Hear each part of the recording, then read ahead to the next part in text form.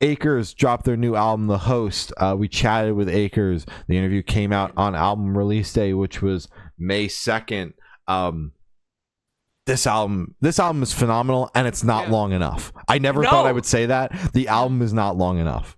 Yeah, I completely agree. I've listened to this album like 3 or 4 times all the way through, and it always feels like it's not missing because there isn't kind of like a, that feels unfinished, but it feels like it could have gone for like 15, 20 more minutes and I wouldn't have batted an eye. It just feels like it's way too short. But that's good because it makes me want more instead of overstaying your welcome. Great fucking record. I think the energy on it is insane. It has like cute little little technical moments. It is my personal favorite, the best example of this. My personal favorite is Built to Bleed. Holy shit, that song is so funky and so it has a little like dun, dun, dun, dun, dun, dun, and it, oh my god, like you could see the fucking crowd jump and just go fucking wild to that song. Honestly, it has a lot of like creative and I don't know how to Don Broco, you know, like how Don Broco has like a bunch of weird fucking elements in their music, but it makes sense. And it's just shit you never would have put in a song, but when you finally hear it, you're like, oh, wait a minute. It was missing that. That's exactly what it needs. Akers kind of fits in that same box for me as kind of like Ocean Grove, Don Broco, Wind Waker, where it's kind of like, this is really fucking good, and I never would have thought of this before. I think the album is phenomenal. I completely agree. I think it goes too fast.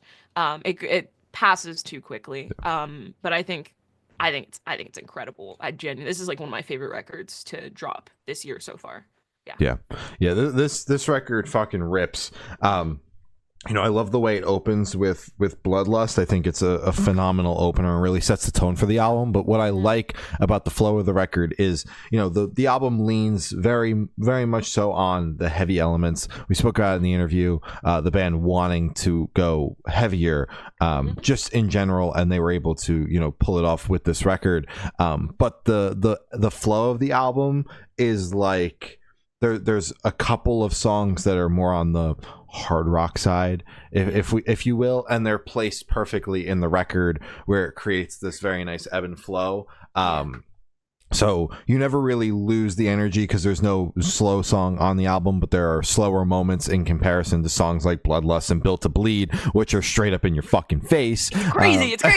Yeah. And then, they pull it back a little bit with something that's a little bit more on the hard rock side. And they have that very nice ebb and flow with the record, which I like. It creates a very nice listening experience, a very cohesive listening experience. And that I just wanted to shout out. But yeah, it's just crazy ass energy. Not what I expected from Akers. Honestly, we've been covering them for a minute. We had them on the podcast a couple of years ago to chat about their last album.